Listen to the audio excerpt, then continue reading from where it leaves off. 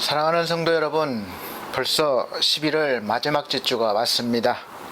또 오늘도 우리가 마음을 다하여 하나님 앞에 나왔기 때문에 찬송드리고 예배 드리도록 하겠습니다. 찬송가 403장, 새 찬송가 303장, 나 위하여 십자가에 찬송 드리시고 마지막 11월 마지막 주 예배를 하나님 앞에 드리도록 하겠습니다.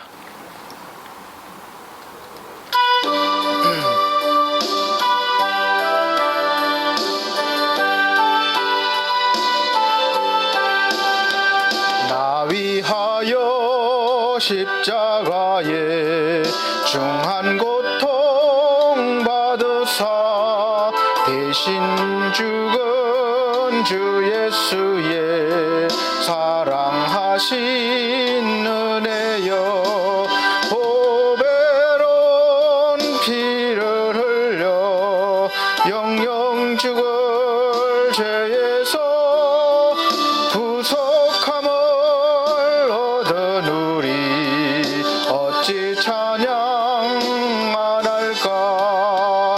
예수 안에 있는 우리 한량없이 즐겁고 주 성령의 위로함이 마음속에 차도다.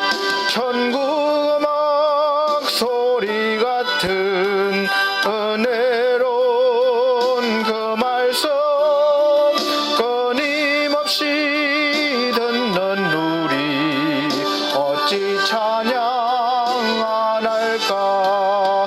이 세상의 모진 풍파 쉬지 않고 불어도 주님 안에 보호받는 우리 마음 편하다. 늘 깨어서 기도하고 저 천국을 바라며 주님만을 기다리니 어찌 찬양 안 할까. 아멘.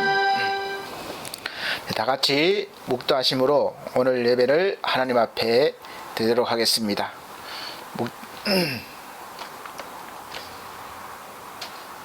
묵도하시겠습니다.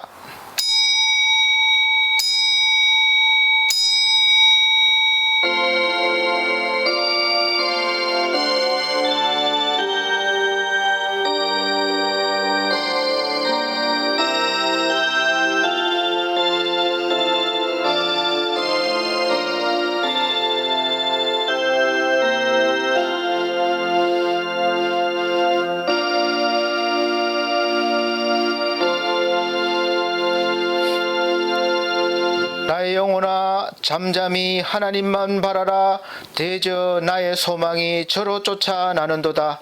오직 저만 나의 반석이시요 나의 구원이시요 나의 산성이시니 내가 요동치 아니하리로다.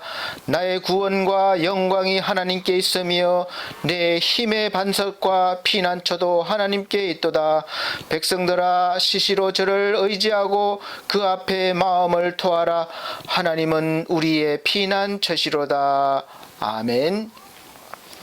네, 찬송가 27장으로 찬송드리겠습니다. 새 찬송가도 27장입니다. 찬송가 27장, 새 찬송가도 27장입니다.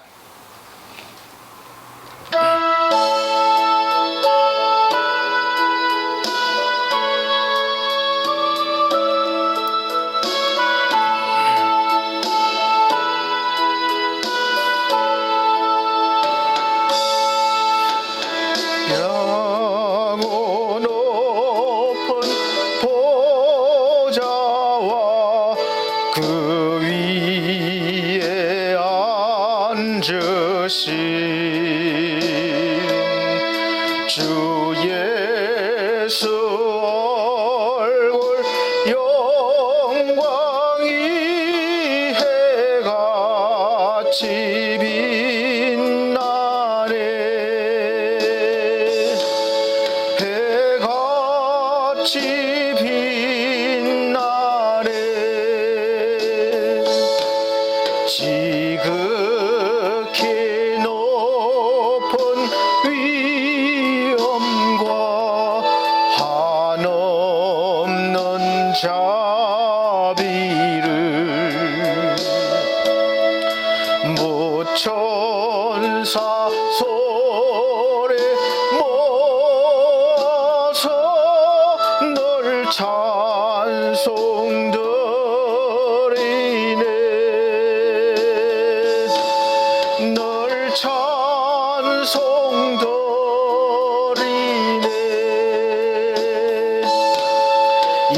죽을 나를 살리려 그 영광 버리고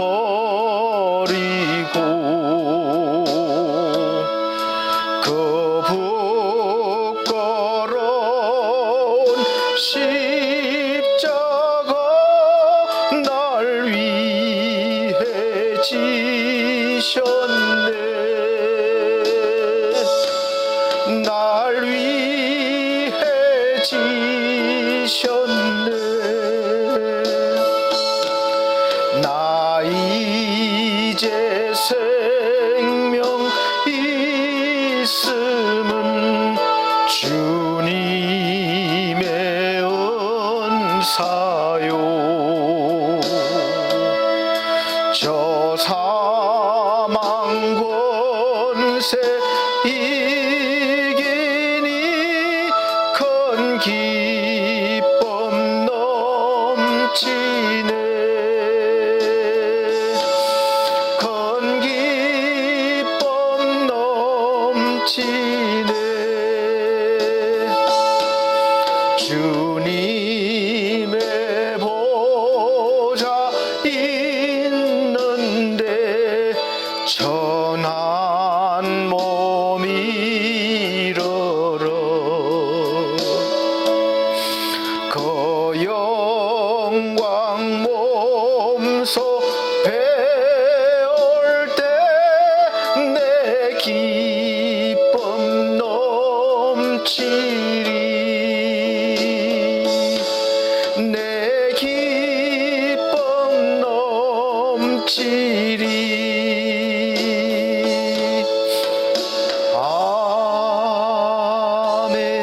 아멘.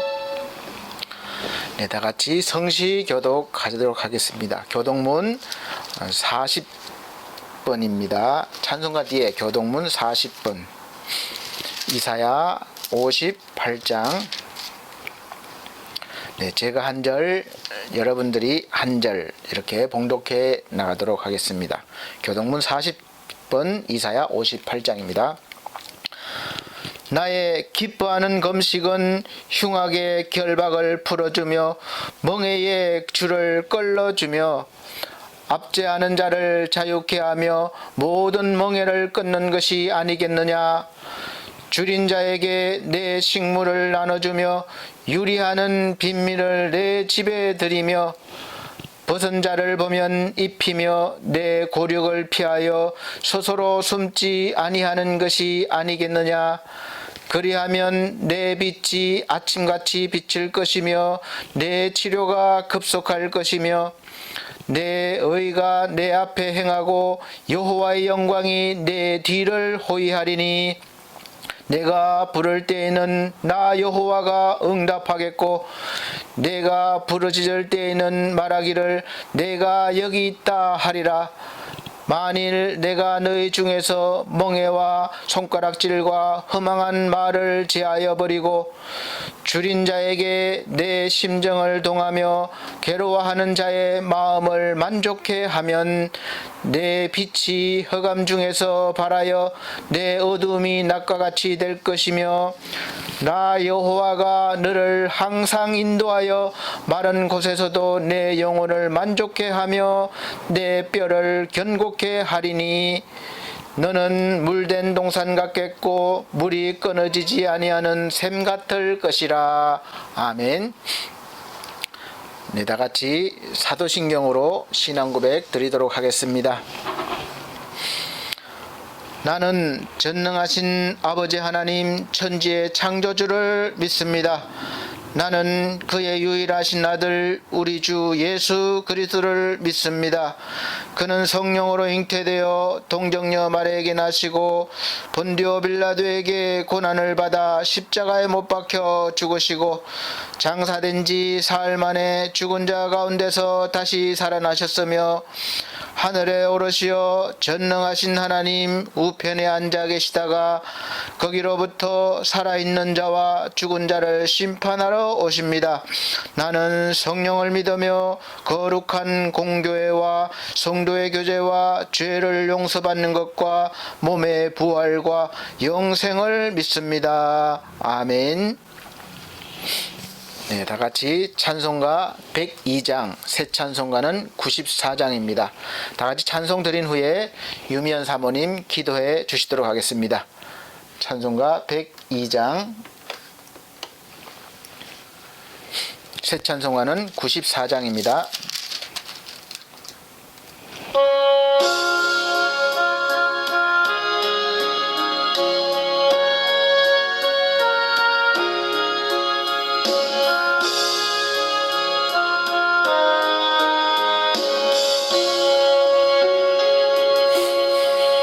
주 예수보다 더 귀한 것은 없네. 이 세상 부귀와 바꿀 수 없네. 영죽을 내 대신 돌아가신 그 놀라운 사랑 잊지 못해. 세상 즐거움 다 버리고 세상 자랑 다 버렸네. 주 예수보다 더 귀한 것은 없네. 예수 밖에는 없네. 주 예수보다 더 귀한 것은 없네. 이 세상 명예와 바꿀 수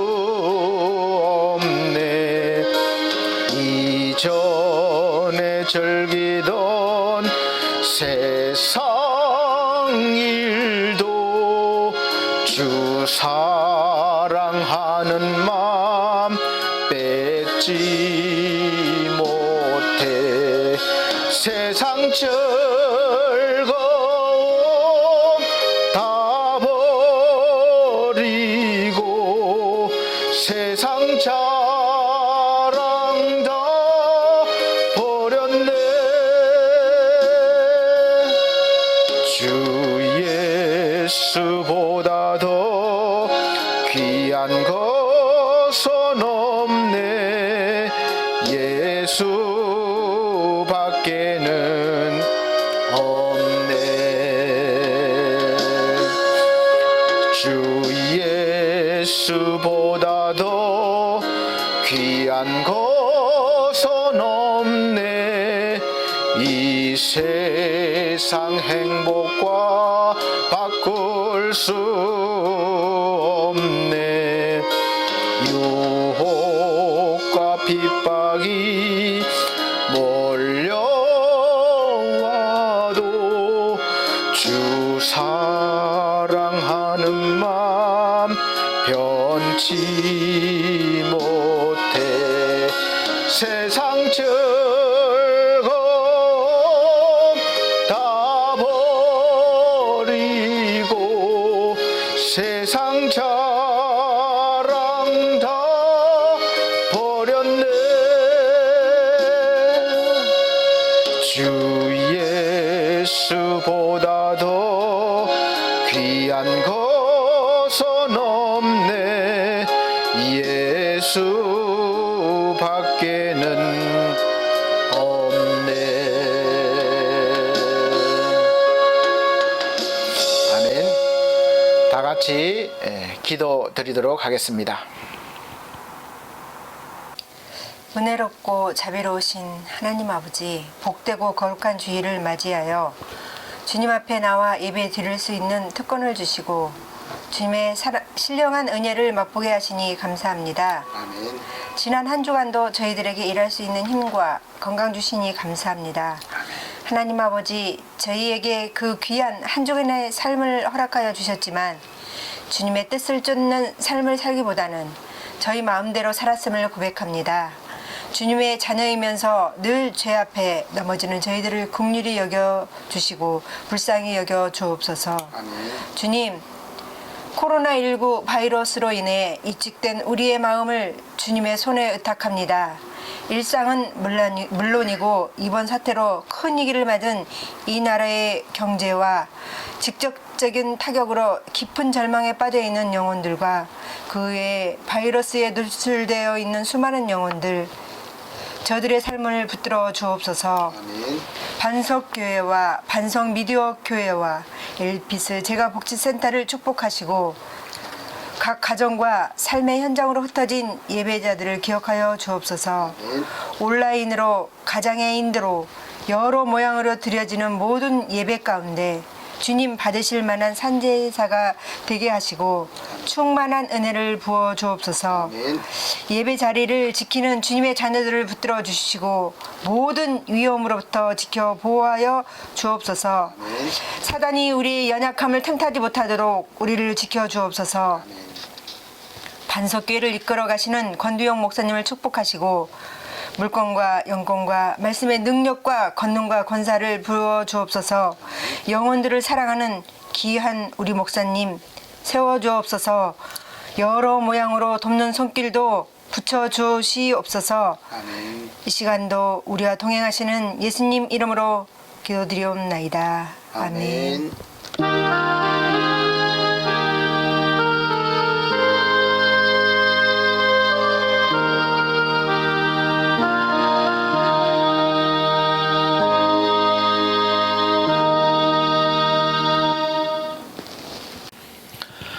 네, 감사합니다. 성경 말씀 보시겠습니다. 성경 말씀은 신약 성경 고린도 후서입니다.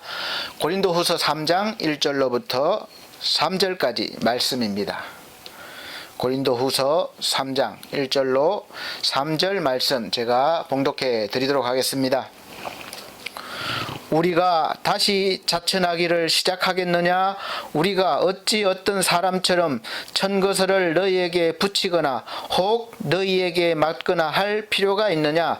너희가 우리의 편지라 우리 마음에 썼고 무사람이 알고 읽는 바라. 너희는 우리로 말미암아 나타난 그리스도의 편지니 이는 먹으로 쓴 것이 아니요 오직 살아계신 하나님의 영으로 한 것이며 또 돌비에 쓴 것이 아니요 오직 육의 신비에 한 것이라. 아멘. 사랑하는 성도 여러분, 또 한 주간 또 여러 가지 일이 있었지만 숨가쁘게 달려오시느라고 수고 많으셨습니다. 오늘도 지금 이 시간 예배를 드리는 이 한 시간만이라도 모든 무거운 짐과 또 힘듦을 내려놓으시고 잠시 숨도 고르시면서 하나님께서 주시는 은혜로 몸과 마음의 쉼을 얻으시고 또 받으셔서 새로운 힘을 받는 은혜로운 시간 되시기를 예수 그리스도 이름으로 축복합니다. 오늘 설교 제목이 연애편지입니다. 연애편지인데 여러분 연애편지 한번 써보셨습니까? 오늘 제가 시를 잠깐 짧게 소개해 드리는데 윤보영 시인의 그대가 있어 더 좋은 하루 중에 속한 내용입니다.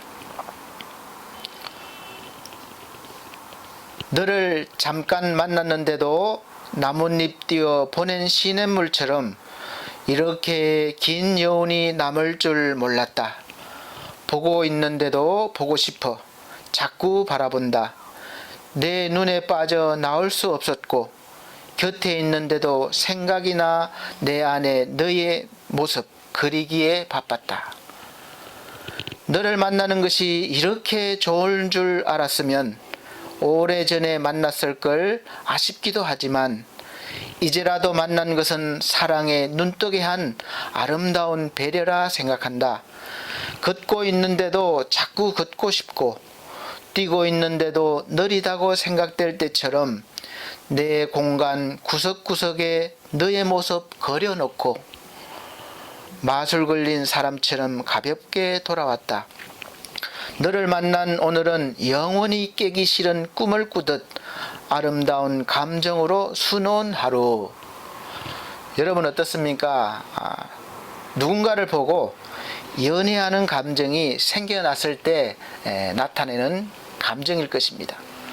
이 가을에 낙엽이 지는 것을 보면 누구라도 노래도 있듯이 누구라도 편지를 쓰고 싶은 마음이 생길 것입니다. 제가 중학교 다녔을 때 저희 학교는 남녀공학이었습니다. 그때는 사실 정말 수줍음이 많은 때여서 지금의 저하고는 완전히 달랐죠. 그래서 여학생들이 많이 있어도 사실은 말을 잘 걸지 못했어요. 괜히 얼굴부터 빨개지고 그런 내성적인 성격이었기 때문에 또 여학생들하고 막 우리 친구들이 뭐 데이트 가고 뭐 모임하고 했는데 한 번도 그런 적이 없었습니다. 그렇게 참 내성적이었고 그런 소년이었죠. 그런데 어느 순간 마음에 이렇게 다가오는 여학생이 있었어요. 그런데 말을 못하는 거죠. 그런 마음은 감정은 있었지만 말을 못했습니다. 그래서 같이 그 여자친구와 같이 사는 친구에게 이렇게 편지를 써서 뭐 어떤 내용이 있는지는 기억이 안 납니다. 하여간 그런 감정을 담았겠죠. 그래서 편지를 써서 친구에게 좀 전해주라 이렇게 부탁을 했습니다. 그리고 전해주라고 답장을 설레는 마음으로 기다렸는데 답장이 왔는지 안 왔는지는 비밀입니다. 제가 아내를 만났을 때는 의정부에 살고 있었고 아내는 독산동에 살고 있었습니다. 자가용이 없을 때여서 한 번 오려면 전철 타고 오면 한 2시간 정도가 걸립니다. 그래서 오는데 2시간, 가는데 2시간 정도가 걸려요. 근데 일을 하고 거의 아마 매일 만나러 왔던 것 같아요. 만나러 왔다가 또 갔던 것 같아요. 그리고 가서도 또 아쉬워서 또 문자를 보내죠. 마음을 담아서. 그랬었습니다. 그런 연애 시절이 있었어요. 그래서 그 연애의 열매가 지금 아내와 함께 가정을 이루고 또 살고 있는 그런 열매가 이루어진 거죠. 아마 사랑하는 사람이 있고 또 사랑을 해봤던 분들은 이런 마음을 아마 공감하실 거예요. 다 이런 마음이 있었죠. 또 있고 있었습니다. 요즘은 직접 손으로 이렇게 쓰는 편지가 거의 사라지고 이 SNS를 통해서 문자나 이메일을 주고받는 시대라 금방금방 그 소식을 알 수 있죠. 바로 보내면 바로 알 수가 있습니다. 그런데 70년대, 80년대까지만 해도 사실은 편지를 많이 주고받았어요. 이런 매체가 발달 안 됐기 때문에 편지가 많았습니다. 특히 사랑하는 남녀의 마음을 전하는 방법으로는 편지가 최고였어요. 그래서 편지지에 사랑하는 대상에 대한 자기의 마음을 잘 가득 담아서 한자 한자 고민하면서 편지를 써서 보내고 또 답장이 언제 오나 하루하루 설레는 마음으로 기다리는 그 마음을 아마 지금 세대는 잘 모를 거예요. 지금처럼 뭐 초고속으로 이렇게 상대방의 마음을 전하는 시대가 아니었고 알고 또 받으려면 많은 시간이 걸리는 또 생각해야 될 시간이 있었던 그런 시절이었기 때문에 그렇습니다. 그런데 또 한편으로는 그런 시간들이 너무 좋은 거죠. 설레는 마음으로 시간 가는 줄 모르고 기다리고 있으니까. 그래서 그때는 글을 잘 쓰는 친구들이 인기가 많았습니다. 서로 막 연애 편지를 써달라고 부탁하고 뭐 맛있는 것도 사주고 그랬었습니다. 연애 편지를 쓰는 목적은 사실 분명하죠. 내가 사랑하는 마음을 상대편에게 전하고 또 그 사랑하는 대상이 나에게 마음을 표현해 주는 것을 원하는 거죠. 그게 편지의 목적이고 또 최종적으로는 이 사랑하는 사람과 함께 살고 싶은 결혼하기 위한 그런 시작 단계가 바로 연애 편지인 거죠. 그래서 결혼까지 하면 연애 편지의 정말 최종 목적은 달성된다고 봅니다. 그런데 이런 연애의 감정은 사실 우리 사람에게만 있는 게 아니에요. 근데 세상에 있는 모든 신들이 많죠. 근데 어떤 신을 봐도 우리가 믿는 이 하나님만큼 그 사랑을 가지고 계시고 또 무조건적으로 이렇게 베푸시는 그런 신을 보지 못했습니다.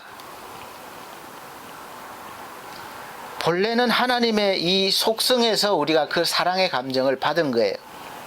우리를 창조하신 하나님께서도 하나님이 사랑하는 그 대상을 향해서 연애 편지를 쓰셨다는 것을 알고 계십니까? 그 편지가 바로 우리가 늘 보고 읽는 성경입니다.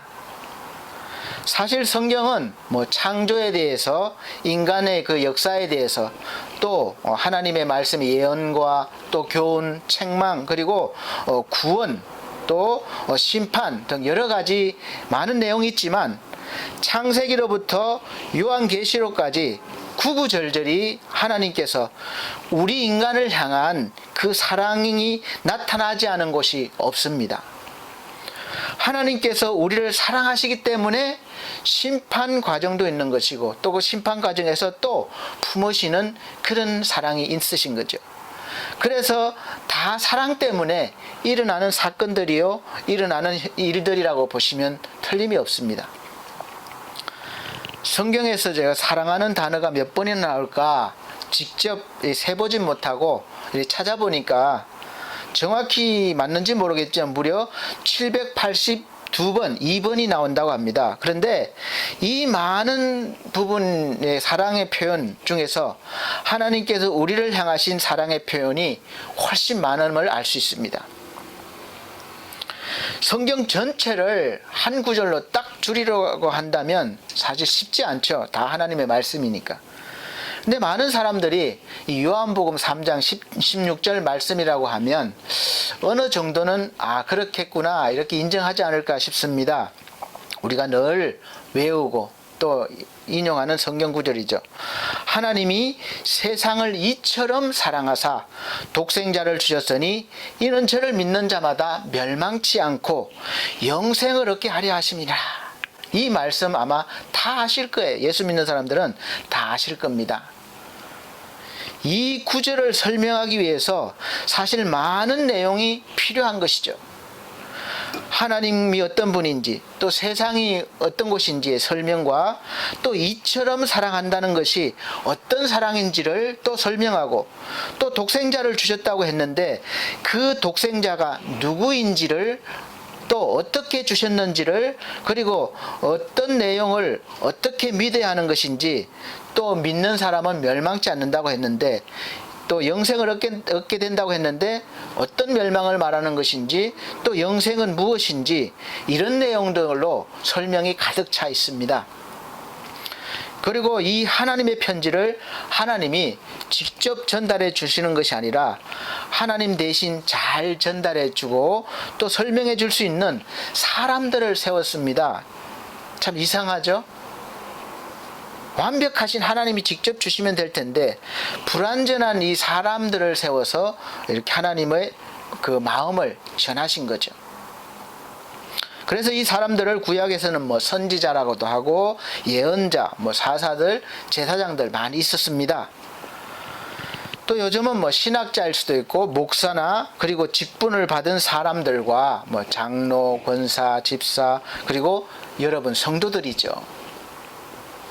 그래서 이 하나님의 편지를 잘 전해주는 사람을 우리가 만나면 그 내용에 감동을 받고 하나님을 사랑하는 마음이 생기고, 또 하나님을 연애하는 마음과 또 결국에는 하나님과 함께 살고 싶은, 우리가 알고 있는 결혼하고 싶은 그런 마음이 되고 늘 하나님만 바라보게 되는 것이죠. 이 모든 과정의 결과로 우리가 구원을 받았다라고 말하고 있습니다. 그래서 성경에서는 우리를 신부라고 표현합니다. 그리고 예수님을 신랑이라고 표현해요. 그리고 신부는 한눈 팔지 말라, 딴 눈 팔지 말라는 거예요. 그래서 신랑을 잘 잘 한마음으로 기다려야 한다는 것입니다. 하나님의 편지를 마음으로 받고 내가 사랑하기로 결심하고 믿기로 한 그 순간부터 이제 연애 편지는 서로 주고받는 것이 돼요. 일방적으로 하나님께 받았지만 내가 이제부터 하나님을 믿고 사랑하기로 한 그 순간부터는 이제 나도 하나님에게 연애 편지를 쓰는 것이죠. 우리가 하나님을 향하여 쓰는 편지는 뭐 기도가 될 수도 있고 또 찬송이 될 수도 있고 이 행동으로 표현이 되는 것입니다. 그리고 하나님은 그런 우리에게 성령을 부어주셔서 항상 동행하시면서 우리와 함께 해주시는 것이죠. 우리는 예배를 통해서 또 때로는 설교를 들으면서 또 전도를 통해서 또 찬송을 부를 때에 들을 때에 기도를 할 때에 또 말씀을 묵상하면서 늘 하나님의 편지를 받게 됩니다. 그리고 그 마음을 다시 하나님께 표현하는데 하나님께 그것이 바로 하나님께 영광을 돌리고 감사하고 기쁨으로 설레는 마음으로 하나님을 늘 연애하면서 사는 것이죠. 그것이 바로 우리가 하나님에게 드리는 편지인 것입니다. 삶으로 표현하는 것이죠. 그리고 이런 삶이 세상 사람들에게는 다시 그리스도의 편지가 되는 것입니다. 그래서 우리는 연애 편지를 정말 잘 써야 합니다. 세상 사람들이 잘 볼 수 있도록 잘 써야 되는 것이죠. 또 잘 전달해야 되는 거예요. 사실 연애 편지를 잘 쓰는 법에 대해서는 뭐 그런 책도 많이 나와 있어요. 또 잘 쓰는 사람들이 이렇게 해라 저렇게 해라 합니다. 근데 연애 편지를 잘 쓰는 방법은 물론 배워서도 할 수 있지만 사실 특별한 게 아닌 걸 알 수 있습니다. 왜냐하면 연애 편지를 잘 쓰려면 첫째는 이 중요한 것이 사랑하는 대상을 마음에 가득 넘치게 품어야 되는 거예요. 이게 첫 번째입니다. 연애를 해본 사람은 아마 아실 거예요. 사랑하는 사람에게 편지를 쓰면서 그 사람을 생각합니다. 그때 다른 사람을 바라보면서 다른 사람을 마음에 품고 있으면서 한눈을 팔거나 다른 마음을 품고 있으면서 편지를 쓰지 않을 겁니다. 만약 그렇다면 그 대상에게 사랑한다고 하지만 무엇을 얻기 위해서 거짓으로 대하고 있는 거짓 사랑인 거예요. 연애하면 그냥 온통 그 사람이 내 마음에 들어와서 가득 차서 다른 것이 들어올 틈이 없는 거예요. 그래서 그 먼 거리를 왔다 갔다 해도 힘들지 않고 또 매일 만나도 지겹지가 않는 거죠. 또 생각하고 또 생각나는 거죠. 일하면서도 생각하고 걸어가면서 생각하고 늘 그런 마음이 가득하게 됩니다. 그래서 연애를 하면 누구나가 뭐 잘 쓰고 못 쓰고 그 차이지만 시인도 되고 음악가도 되는 것입니다. 상대방에게 잘 보이고 싶은 것이죠. 그래서 내 마음을 다 주고 싶고 또 더 주고 싶은 마음이 되는 것입니다. 사랑하는 성도 여러분, 하나님은 우리에게 정말 말로만이 아니라 그렇게 진실로 사랑을 하셨습니다.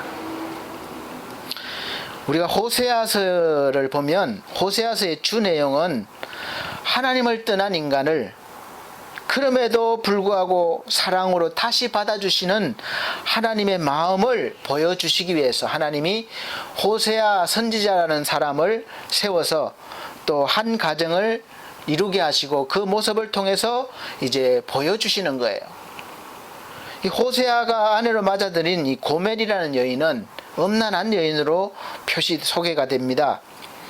고멜은 그래서 결혼한 후에도 가정에 충실하지 않았어요. 그러니까 한 마음을 품지 않은 거죠. 남편을 향해서 다른 마음이 또 있었습니다. 그래서 결혼한 후에도 다른 남자와 관계를 가져서 자녀까지 낳은 거죠. 그리고 3명의 자녀를 둔 고멜은 나중에 그 자녀도 버리고 또 다른 정부를 따라 도망가서 살다가 그 정부에게서 버림을 받고 결국은 이 몸을 파는 창녀가 되었는데 그런 와중에도 하나님은 다시 호세아를 불러서 호세아 선지자에게 그런 아내였던 고멜을 다시 데리고 와라. 팔면서 몸 팔면서 받은 그 대금 몸값이 있잖아요. 그 몸값까지 지불하고라도 데리고 와서 다시 사랑해라. 가정을 이루라. 이렇게 말씀하십니다. 여러분 이해가 되십니까? 어떻게 그럴 수가 있어요? 한 번만 그래도 당장 이혼감이고 용서가 안 되는데 다른 남자의 아이까지 낳고 그것도 모자라 자기를 버리고 아이를 버리고 남자를 따라가서 결국은 그 남자에게도 버림받고 몸까지 파는 그런 생활을 하는 여인을 다시 데려와서 아내로 맞이해서 사랑해라. 이 도대체 하나님 이해가 안 되는 것이죠. 하나님은 과연 이 호세아 선지자를 통해서 무엇을 우리에게 말씀하시고 싶을까요? 무엇을 전하고 싶으실까요?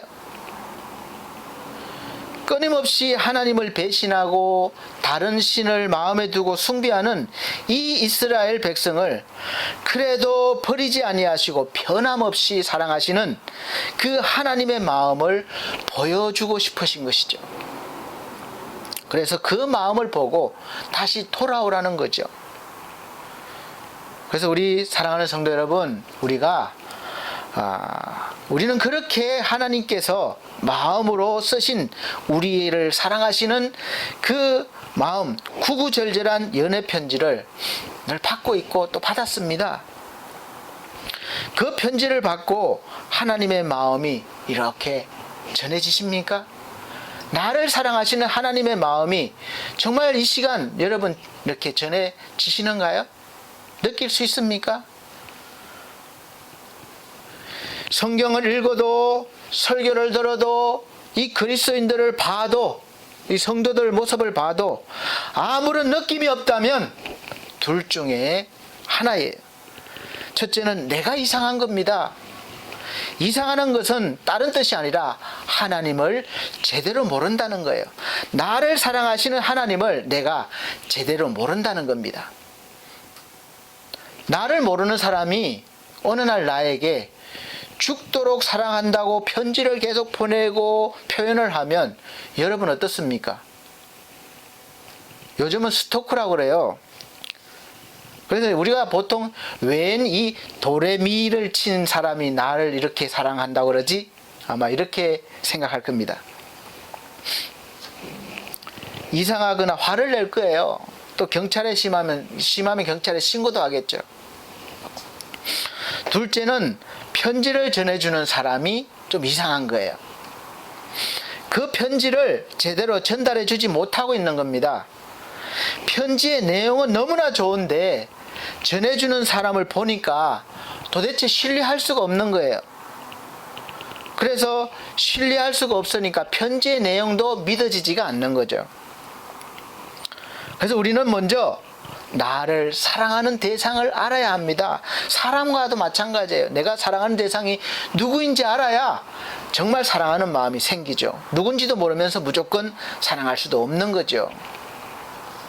그래야 내가 그 사랑을 받아들이든지 거부하든지 확실하게 선택할 수가 있는 것입니다. 지금 우리를 사랑하신다고 하시는 하나님이 그럼 누구십니까? 알아야 되잖아요.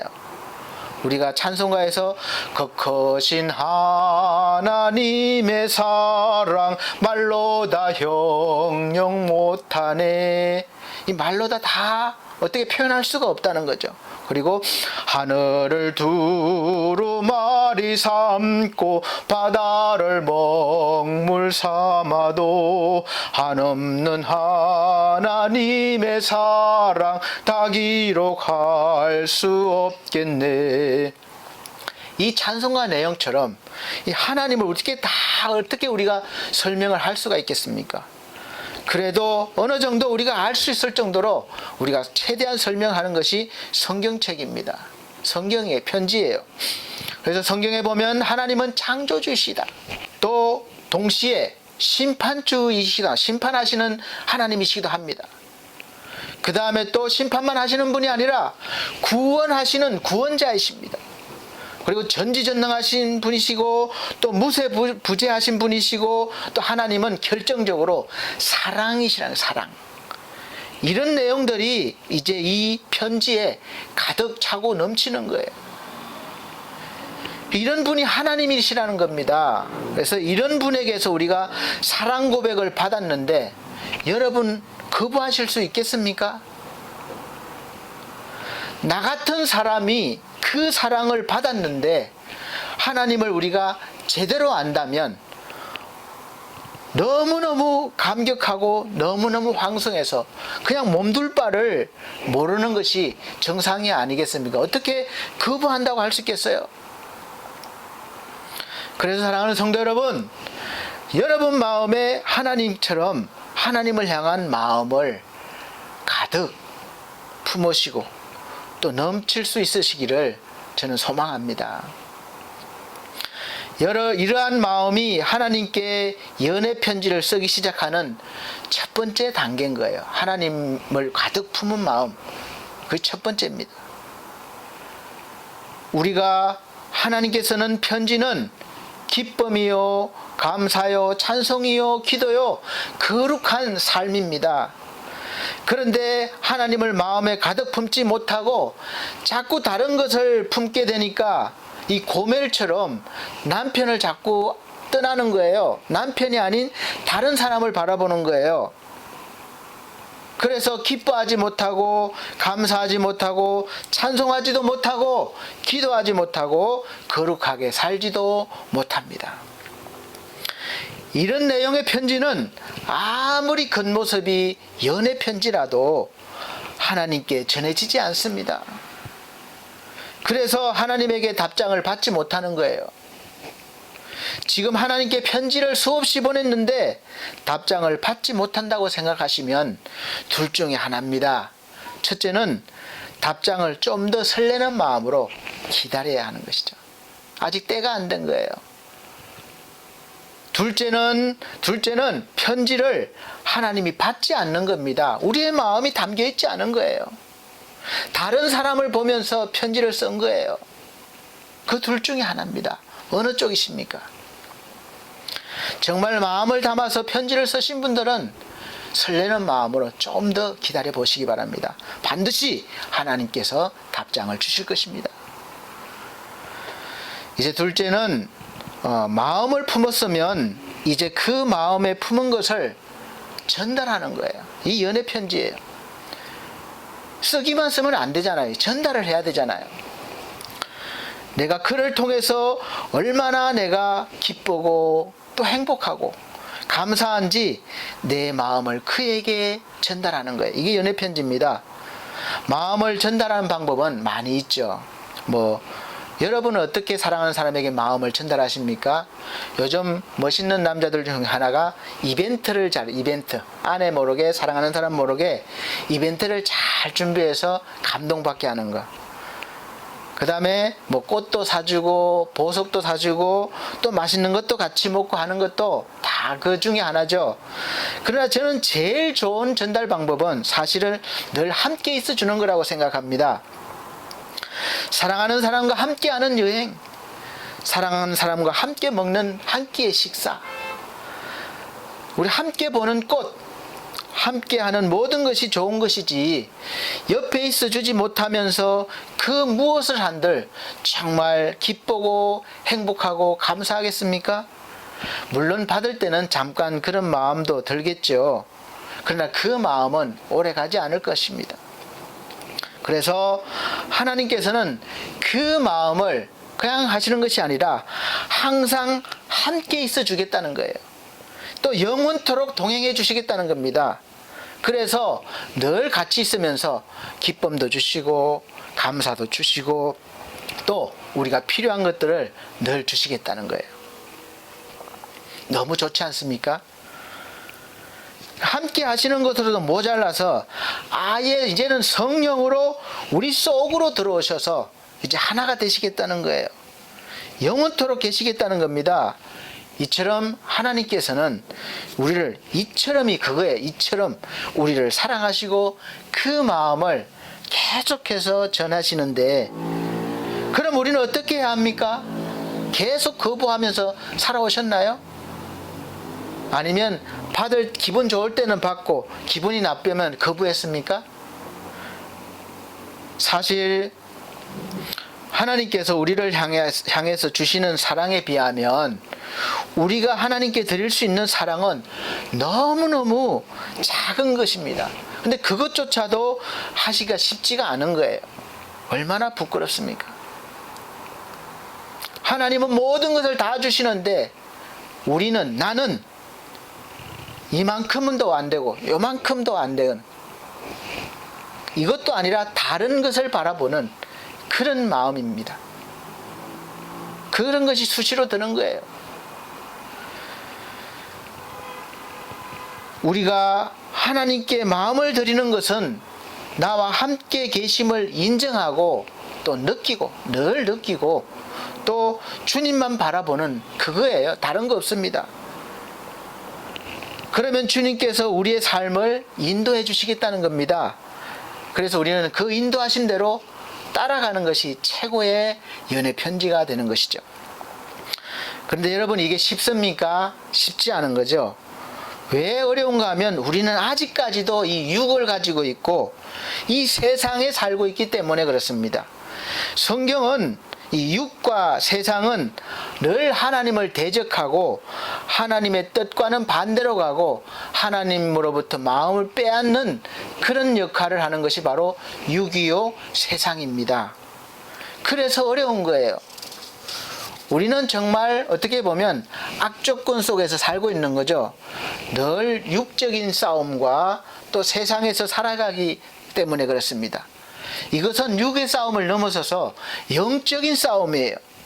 그래서 주님은 우리가 살 힘이 없기 때문에 그렇게 살 수 있도록, 주님을 향해서 살 수 있도록 나를 예수 그리스도와 함께 육이 죽게 하시고 예수 그리스도와 함께 영이 살게 하셔서 여전히 부족하지만 그리스도의 은혜와 능력으로 이제는 하나님 때문에 어떠한 환경과 문제 앞에서도 늘 기쁘고 행복하고 감사하게 살게 하시는 것입니다. 이것이 바로 연애 편지를 받은 사람들이 나타내는, 우리가 하나님께 드리는 편지의 내용이에요. 그리고 이런 삶이 우리가 하나님을 향한 사랑의 마음을 표현하는 편지인 것입니다. 사랑하는 성도 여러분, 그래서 항상 주 안에서 기뻐하고 범사에 감사하라는 거예요. 여러분의 마음을 이러한 편지로 늘 드리실 수 있기를 예수 그리스도 이름으로 축원드립니다. 그리고 셋째는 그를 만날 날을 고대하면서 쓰는 거죠. 사랑하는 사람을 만날 날을 고대하면서 쓰는 것이 편지입니다. 연애 편지의 목적은 제가 서두에 말씀드렸지만 사랑하는 사람의 마음을 얻고 늘 함께하기 위해서 결혼하는 것이 목적이라고 그랬어요. 그래서 연애 편지의 열매는 항상 함께하는 것입니다. 잠깐 만나서 헤어지고 그런 것이 너무 싫고 또 아쉽기 때문에 이제 결혼하고 싶은 것이죠. 연애 편지를 대신 받고 전하는 곳이 바로 우체국이고 또 우편 배달부입니다. 우편 배달부한테 편지를 설레는 마음으로 기다리고 편지를 받은 다음에 이제 얼마나 기쁩니까? 답장을 받으면. 근데 행복한 이유는 바로 사랑하는 사람이 이제 답장을 받은 거예요. 그리고 소식을 들었고 이제 만날 날을 기약할 수 있다는 거죠. 그리고 편지를 받으면서 우리가 보면 우체국이 그 편지를 받으면서 우체국이 뭐 어디 있다, 크다, 작다, 또 배달부가 키가 작다, 크다, 또 잘생겼다, 그렇게 말하는 사람은 없습니다. 그 사람은 오직 이 편지에만 집중되어 있는 거예요. 받기만 잘 받으면 되는 것이죠. 그런 걸 따지는 사람은 없습니다. 그런데 아무리 사랑하는 사람의 소식이라도 만날 날이 기약이 없고 만난다는 확신이 없으면 편지를 아무리 많이 받아도 마음이 점점 힘들어지고 이제 흔들리기 시작하는 거예요.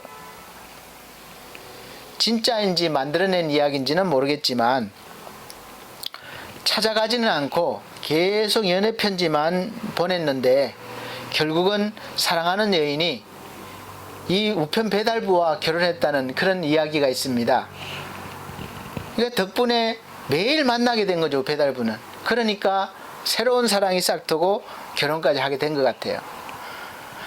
여러분, 신앙생활도 이와 비슷합니다. 하나님은 우리를 사랑하셔서 우리에게 계속해서 연애편지를 보내셨습니다. 그리고 연애편지를 붙이는 곳이 바로 우체국이 바로 교회요, 배달부가 목사요, 또 더 넓게는 그리스도인들이요, 성도들이요, 직분받은 자들입니다. 그래서 우리가 그 편지를 받으면서 교회가 크다, 작다, 뭐 어디 있다, 목사가 어떻다, 저떻다, 또 성도들이 어떻다 하는 것은 참으로 어리석은 것이죠. 그 편지의 내용에만 집중해야 되는 것입니다. 근데 내용은 보지 않고 우체국을 보고 배달번호를 보는 거예요. 그런 사람들은 결국은 그 편지의 내용을 보지 못할 것입니다.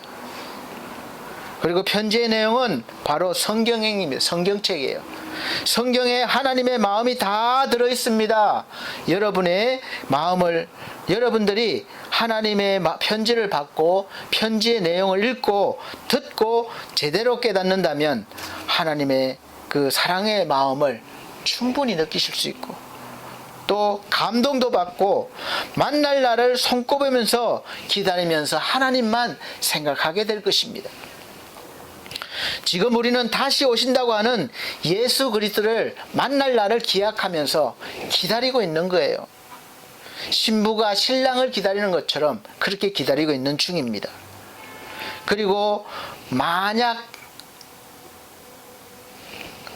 오지 않으신다면 어떻게 되겠습니까? 지금 우리가 다시 오신다고 하니까 설레는 마음으로 기다리는 거죠. 편지를 받을 때마다 내가 곧 가리라, 오시겠다고 또 만나 주신다고 그런 메시지를 계속해서 주셨으니까 여전히 우리가 확신하면서 사랑하는 마음으로 설레는 마음으로 기다리고 있는 거죠. 그리고 그 편지를 받으면, 그래서 이런 편지를 받으면 어떤 상황에서도 막 힘이 생기는 거죠. 그래서 아무리 어려운 현실을 닥쳐도 이겨낼 수가 있는 것입니다. 성경에는 그런 내용들이 가득 찼어요.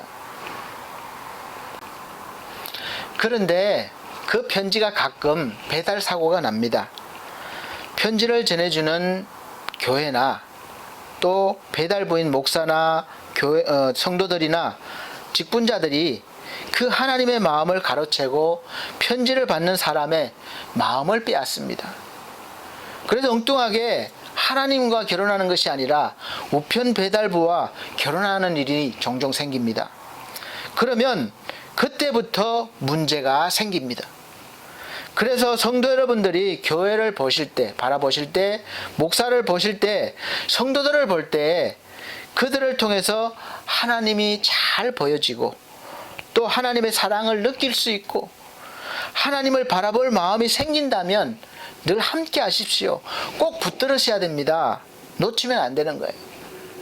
평생 동행하는 사람으로, 동행하는 곳으로 여기시고 붙어 있으십시오.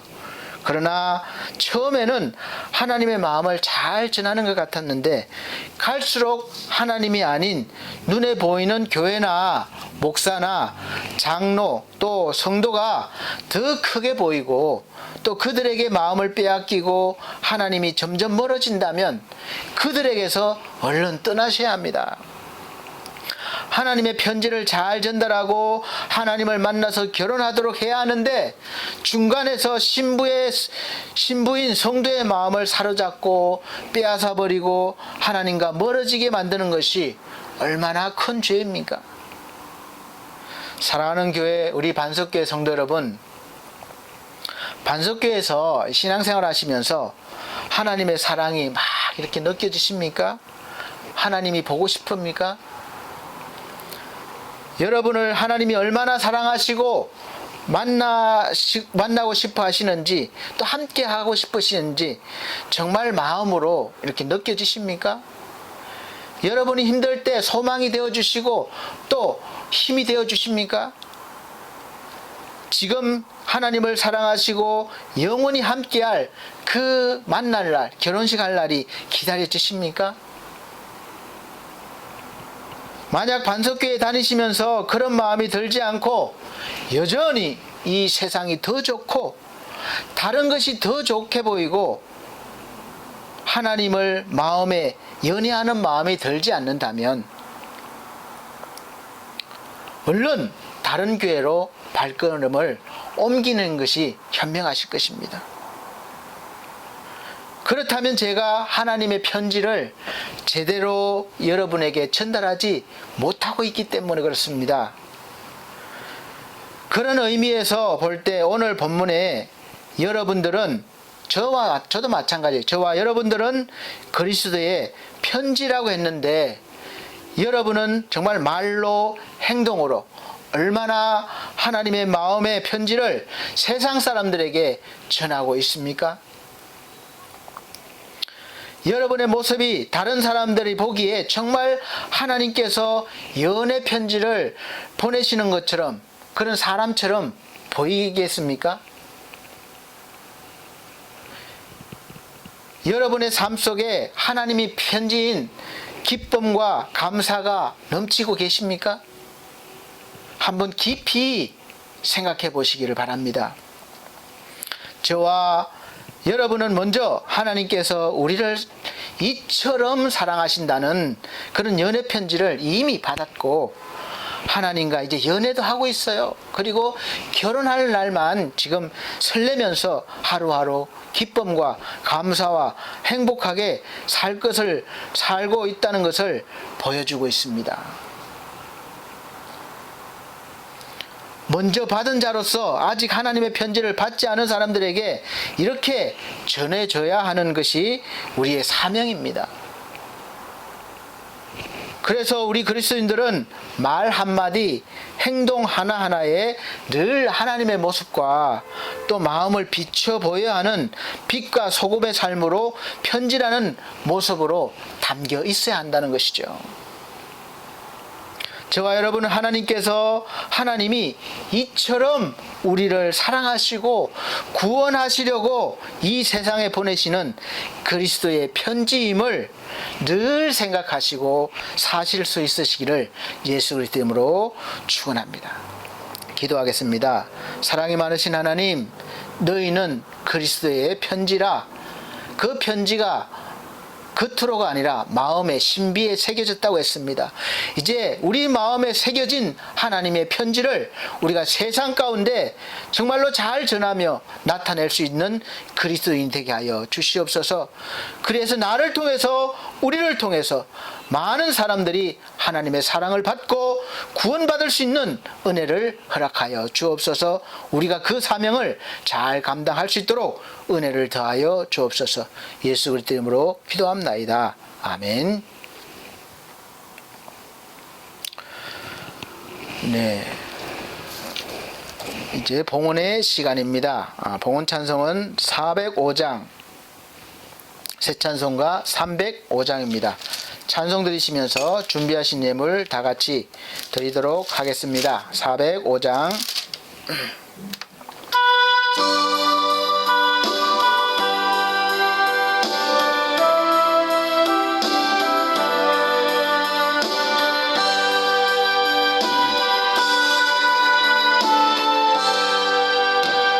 나 같은 죄인 살리신 주의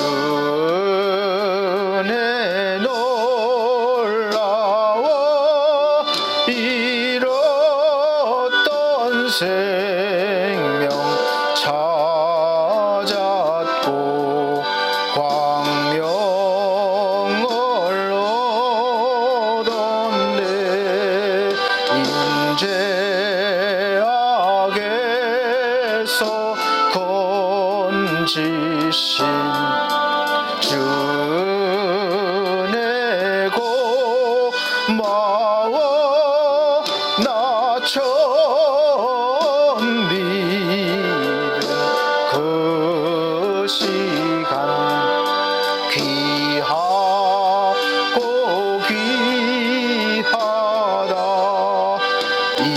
이제껏 내가 산 것도 주님의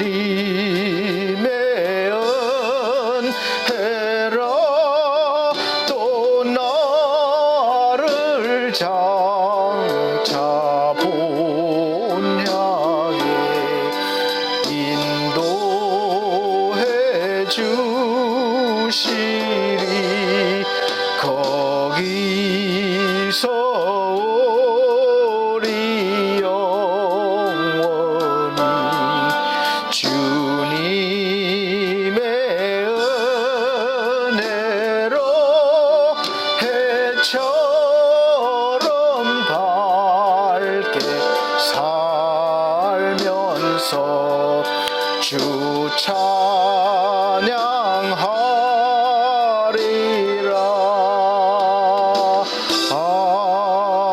아멘.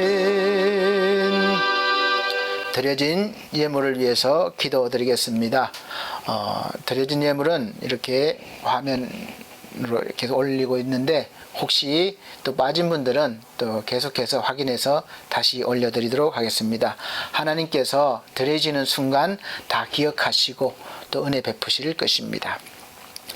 사랑이 많으신 우리 아버지 하나님, 아버지 앞에 감사하면서 정말로 사랑하는 마음으로 예물을 드렸습니다. 11조와 감사와 또 주정헌금과 건축예물과 또 특별헌금과 선교헌금, 귀한 예물 일일이 기억하시고 귀한 손길마다 하나님의 그 사랑하는 마음이 잘 전달되셔서 늘 날마다 감사와 기쁨과 찬양이 넘치는 그리스도의 편지로 살게 하여 주시옵소서. 감사드리며 예수 그리스도 이름으로 축복하고 기도함나이다. 아멘. 네, 교회 앞에 광고 말씀드리겠습니다. 요즘 매주 주일 오전 11시 여전히 동영상 예배로 우리는 드리고 있습니다. 미리 30분 전에 최소한 준비하시고 잘 예배를 드리시길 바랍니다. 올해 표현은 하나님을 기뻐하는 해입니다. 그래서 늘 주 안에서 하나님을 기뻐하시면서 사시기를 원합니다. 이것이 바로 편지가 되는 거예요. 그리고 코로나 바이러스 감염이 계속 조금 심해지고 있는 추세입니다. 늘 위생에 손소독, 마스크 착용, 거리두기 계속해서 지켜주시기를 바랍니다. 또 우리 사랑하는 성도들의 가정과 직장 또 사업을 위해서 기도해 주시길 바랍니다.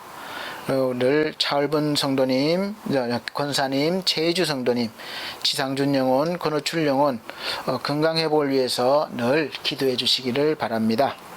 그리고 우리 반석 미디어 홈페이지와 또 엘피스 제가 복지센터와 또 합쳐진 우리 홈케어, 엘피스 홈케어 프로그램을 늘 신경 써주시고 마음을 다해서 애써주시는 우리 김성곤 형제에게도 늘 하나님의 은총이, 하나님의 인도하심이 있게 해달라고 기도해 주시기를 바랍니다. 찬송가 61장 결단의 찬송 다 같이 부르시고 예배를 마치도록 하겠습니다. 새 찬송가는 54장입니다.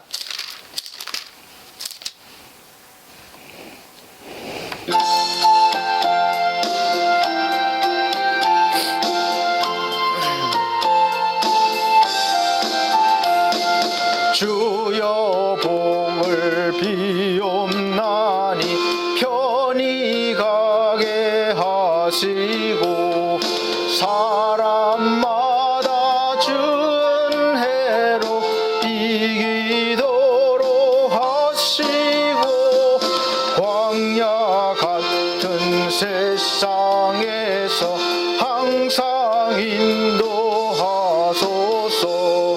주의 복된 말씀 듣고 무한 감사합니다. 구원받은 주의 성도 열매 맺게 하시며 하나님이 우리 함께 항상 계시옵소서.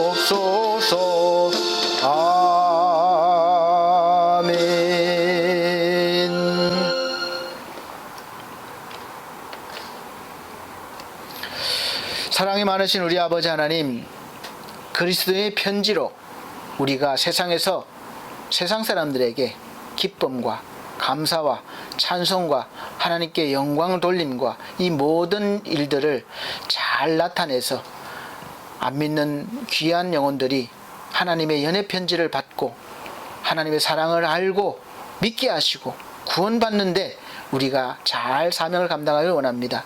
우리 하나님, 한 주간도 또 우리가 하나님의 은혜로 열심히 또 감사하며 살기를 원합니다. 특별히 코로나 바이러스 하나님 감염이 심해지고 있지만 우리가 이 모든 것들을 하나님의 은혜 안에서 잘 이겨내게 하시고 또 극복해내서 하나님께 영광 돌리게 하여 주시옵소서. 귀한 영혼들 함께 하심을 믿고 감사드리며 이제는 우리 주 예수 그리스도의 은혜와 하나님의 극진하신 사랑과 성령님의 감동 교통하신 은혜가 오늘 그리스도의 편지로 우리가 세상 가운데 서기를 다짐하는 사랑하는 귀한 영혼들 머리 위에 이 나라 이 민족 위에 지금으로부터 영원토록 함께 계실지어다. 아멘.